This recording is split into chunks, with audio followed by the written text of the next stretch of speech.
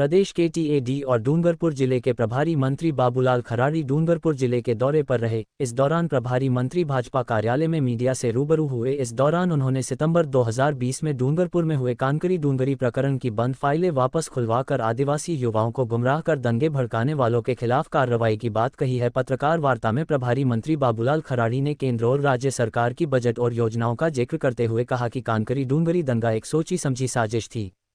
आदिवासी युवाओं को गुमराह कर पहाड़ी और चढ़ाया। इसके बाद दंगे भड़के जिसमें कई बेगुनाह लोग जेल में चले गए, लेकिन असली मुजरिम बाहर है।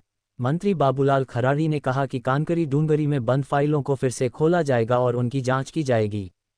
इसमें जो भी मुलजिम है उनके खिलाफ ठोस कार्रवाई होगी।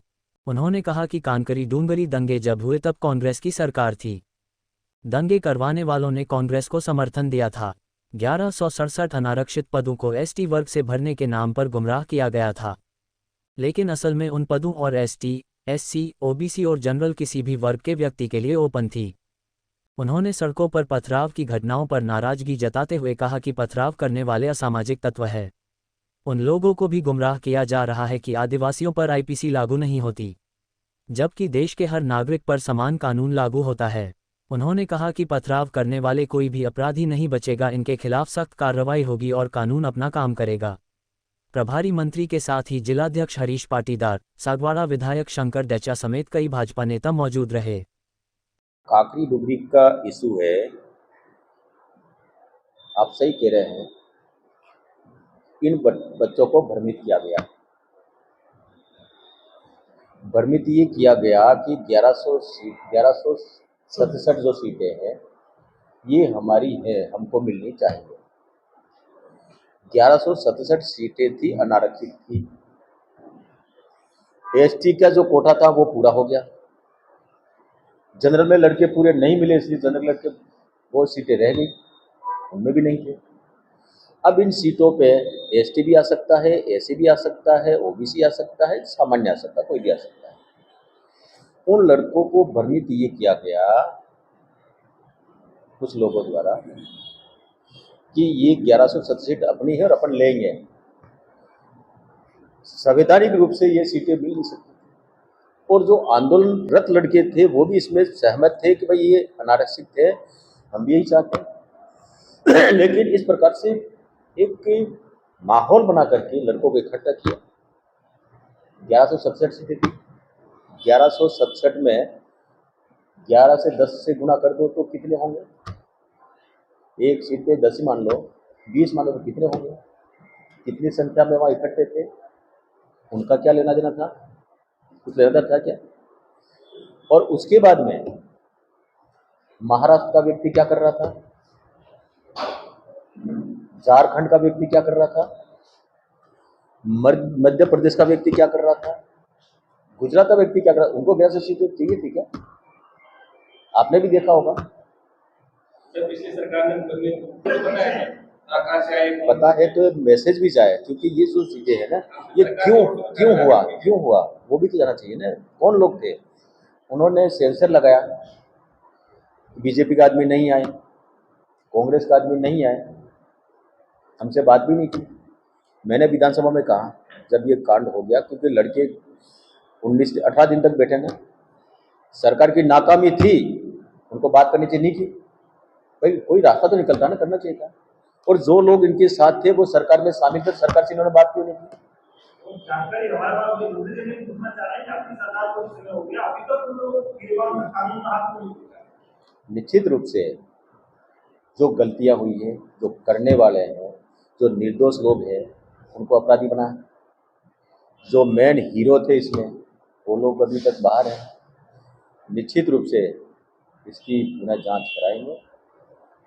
और मेन हीरो है, मेन अपराधी है, बच्चों को उकसा करके इस प्रकार का कांड कराया, उन पे भी कार्रवाई कराएंगे। तो मतलब आप ये मानिए, शपथ होने के बाद में 2-2.5 महीने में आचार संहिता लगी, 3 महीने आचार संहिता में गए, अब आचार संहिता हटी है, अब हम कार्रवाई करेंगे। समय तो चाहिए ना। निश्चित रूप से खोले जाने चाहिए। अब मुख्यमंत्री से बात करेंगे, क्योंकि मेन अपराधी इसमें बचे हुए हैं जिन्होंने बच्चों को उकसाया था। और ये जो लड़के हैं ये बार बार मेरे से मिल रहे हैं, मैंने माननीय मुख्यमंत्री जी को कहा कि जरा सा का कोई रास्ता निकालो। अब ये मामला ऐसा उलझा हो कि कोर्ट में चल रहा है। जब तक कोर्ट में है तब तक सरकार कोई निर्णय कर नहीं सकती इस पर।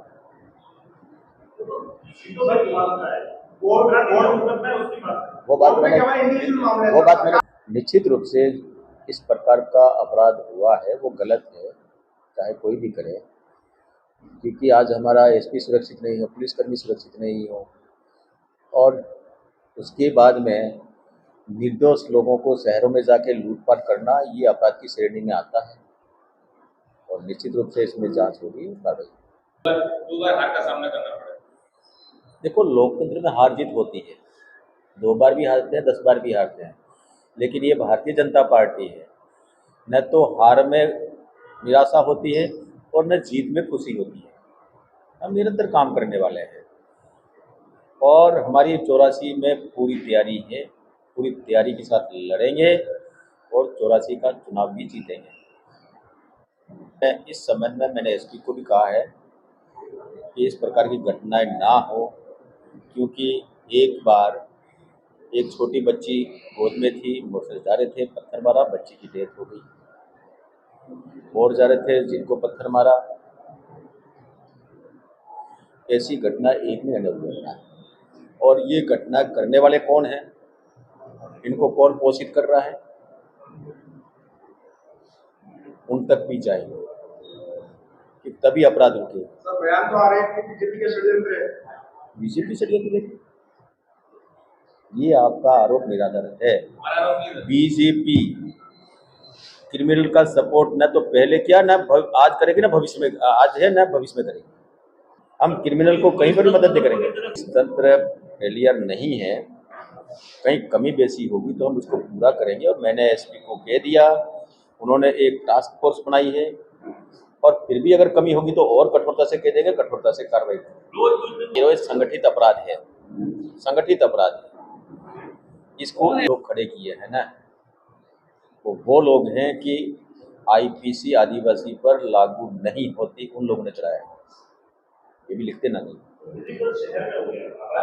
पता है, क्योंकि उनको कह दिया कि पुलिस कार्रवाई करेगी नहीं, मर्जी जो कर लोगे, तो जंगल राज चलेगा क्या? जंगल राज नहीं चलने देंगे।